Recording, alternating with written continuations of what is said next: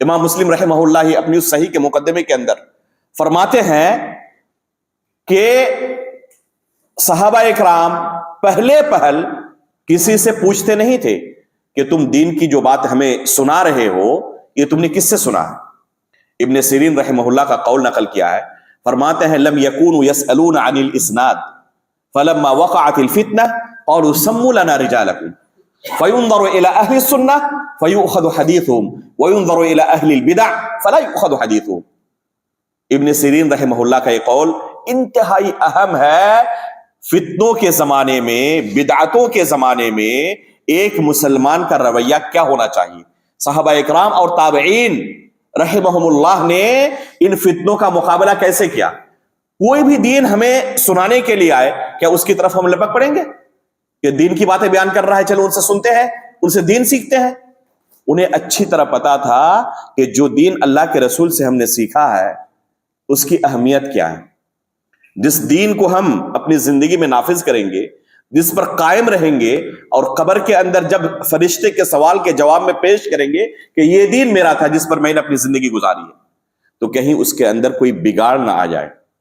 اس وجہ سے اتنے وہ چوکنا تھے، الرٹ تھے کہ کہیں سے بھی انہیں برداشت نہیں تھا کہ اس کے اندر ذرہ برابر بھی کوئی ملاوٹ ہو جائے۔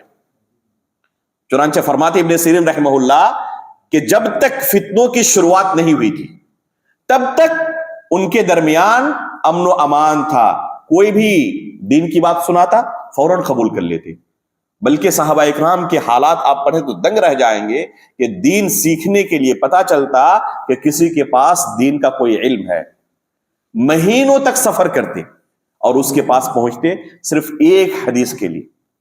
اس قدر ان کے نزدیک دین کی اہمیت تھی، دین کے معلومات اور دین کے علم کی اہمیت تھی، صرف ایک حدیث کے لیے مہینوں تک سفر کرتے۔ وہی صحابہ اکرام جب فتنوں کی شروعات ہوئی، اس دنیا کے اندر فتنوں کا ظہور ہوا، ان کے پاس کوئی سنانے کے لیے آتا اور سننے کے لیے تیار نہیں ہوتے۔ کن سے سنتے؟ جن کے بارے میں یقین تھا کہ اہل سنت میں سے ہیں، اہل بدعت میں سے نہیں ہے، صرف ان سے سنتے۔ چنانچہ ابن سیرین رحمہ اللہ کیا کہتے ہیں کہ لم يكونوا يسألون عن الاسناد، کوئی بھی کچھ سناتا پوچھتے نہیں تھے کہ آپ نے کس سے سنا ہے، آپ کا اساتذہ کون ہے، آپ نے یہ دین کس سے حاصل کیا ہے، یہ سوال کسی سے نہیں ہوتا تھا۔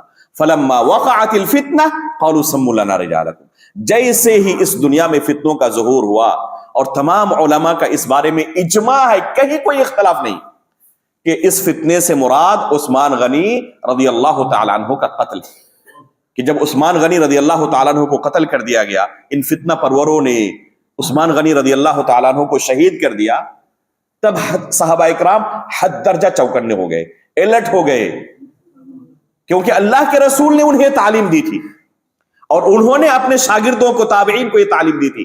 حد درجہ سب کے سب چوکنا ہو گئے کہ اب ہمیں اس دین کی حفاظت کرنی ہے جو ذمہ داری اللہ کے رسول نے ہمارے کندھوں پر ڈالی تھی۔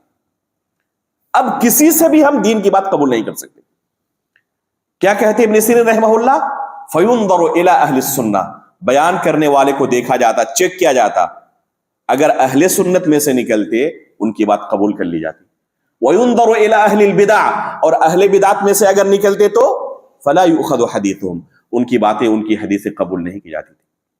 یہ تفریق اہل سنت کی اور اہل بدعت کی، یہ آج کے زمانے کی تفریق نہیں ہے، یہ تفریق صحابہ اکرام کے زمانے میں شروع ہو چکی ہے، جب اس دنیا کے اندر فتنوں کا ظہور ہوا، اس دین کو بگاڑنے کی کوشش شروع ہوئی بدعتیوں کی طرف سے۔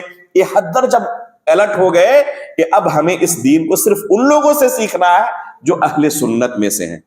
اگر کسی کا دین اہل سنت کے منہج کے مطابق نہیں ہے، کسی نے اہل سنت سے اپنا علم حاصل نہیں کیا ہے، تو ایسے لوگوں سے ہمیں دور رہنا ہے، ان سے اپنے دین کو بگاڑنا نہیں ہے۔ ان کے پاس سے ہم دین سیکھیں گے تو وہ ہمیں وہ دین سکھائیں گے جو انہوں نے بدعت ایجاد کر دی ہے۔